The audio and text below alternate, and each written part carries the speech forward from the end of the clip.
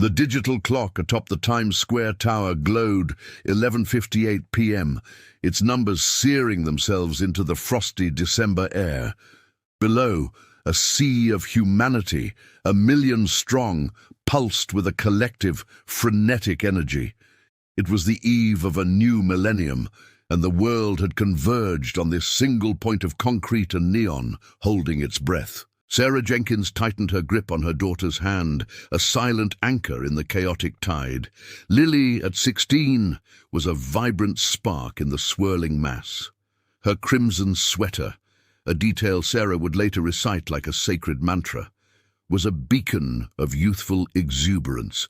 Her face, flushed with the cold and the thrill, was turned upwards, her green eyes reflecting the cascading lights of the colossal signs. "Can you believe it, Mum?" she shouted over the din. "We're actually here!" Sarah's smile was tight, a mixture of shared excitement and maternal anxiety. "Just stay close, sweetheart. Don't let go." They had carved out a small spot of territory near the intersection, the pressure of the crowd a constant living force. The air was thick with the scents of roasting nuts, spilled beer and cheap champagne. The giant screens flickered, but all attention was drifting toward the slow, deliberate descent of the famous New Year's Eve ball. 11:59. The chanting began to coalesce, a primal, thunderous drumbeat rising from the pavement. The music faded into insignificance against this human roar. Sarah felt a jostle from behind as the pack compressed.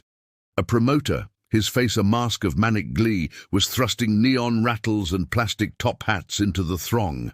Lily's eyes lit up. "For the countdown!" she exclaimed, her attention snagged. It was a momentary distraction, a turn, a reach, a grasp at a cheap trinket, a transaction that lasted no more than 3 seconds. When Sarah turned back, the space beside her was empty. Not just unoccupied, but voided, as if Lily had been digitally erased from reality. The crimson sweater was gone. The familiar, warm weight of her hand was gone.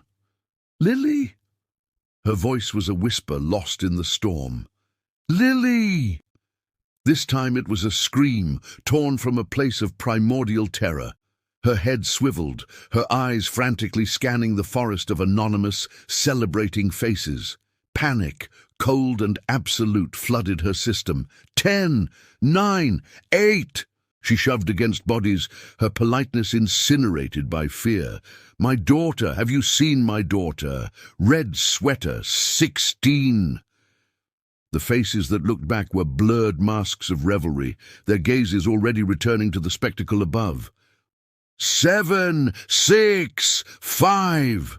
She dropped to her knees, looking under a labyrinth of legs, seeing nothing but discarded cups and the first fluttering fall of confetti.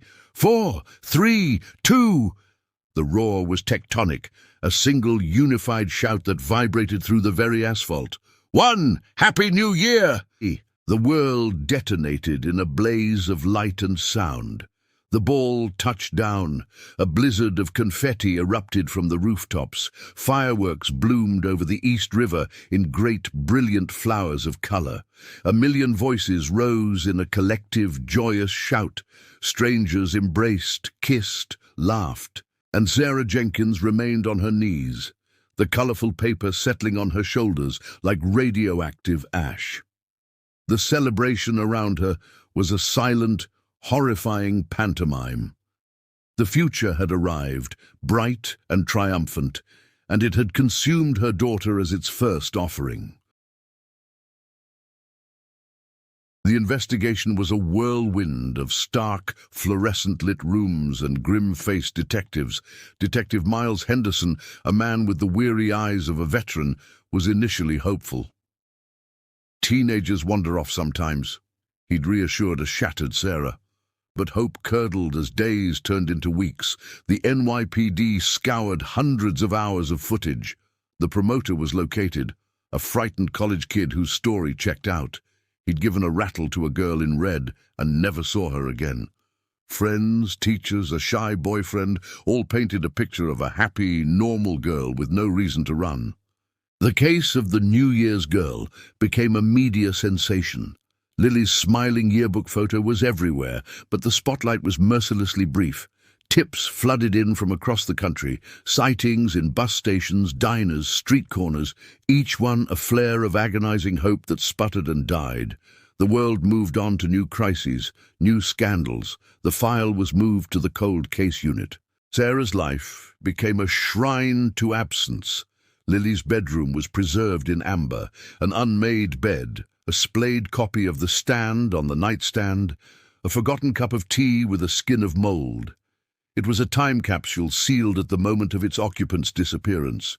She quit her job, her existence narrowing to a desperate daily ritual. The morning scan of Jane Doe reports, the daily call to a now-retired Detective Henderson, the long walks through her neighborhood, her eyes instinctively searching every young face, a phantom limb of her motherhood. The first anniversary was a fresh wound. As Times Square prepared for another celebration, Sarah sat in her dark apartment, the TV unplugged, the curtains drawn. She started a blog, Finding Lily, pouring her grief into the digital void, finding a sad, small community of others living the same nightmare. She marked time by grim milestones, 1 year, 2 years, the day Lily should have graduated high school. Her love for her daughter hardened into a diamond-tipped drill of determination. She was no longer just a mother, she was an archaeologist of a life interrupted. 4 years. The calendar now read December 2003. The world had been irrevocably altered, its millennial optimism replaced by a new post-9/11 anxiety. For Sarah, it was just background noise to her private, unending war. She lived in a smaller apartment now, but boxes of Lily's life were stacked neatly against one wall. On the evening of December 28th, she was half watching the local news, a cup of cold tea in her hand.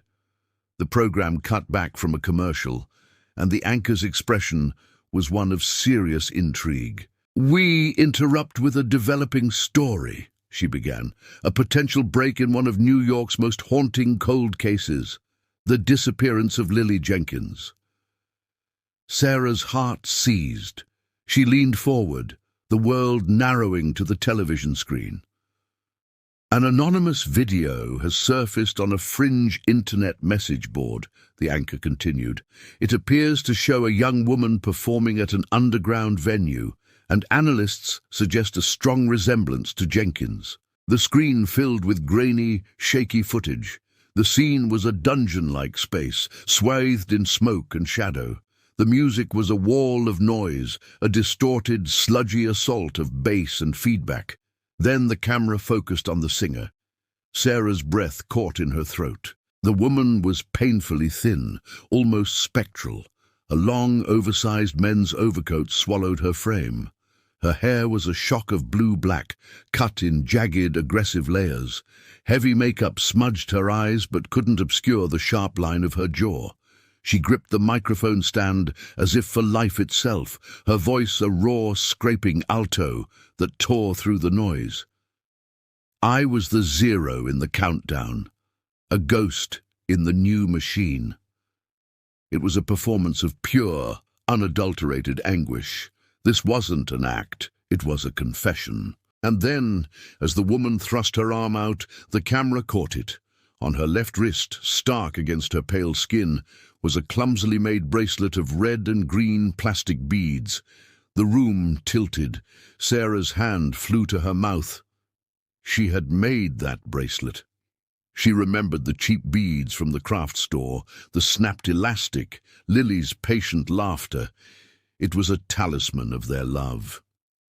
The girl on the screen was called Wraith, a ghost, but she was a ghost wearing a relic of her past life. The hope that returned was not warm or gentle.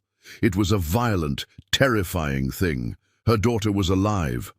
But the girl on that stage was a stranger, a brutal transformation. The search for Lily's body was over. Now, the search for her soul had begun. The question was no longer, where is Lily, but a more chilling, complex one.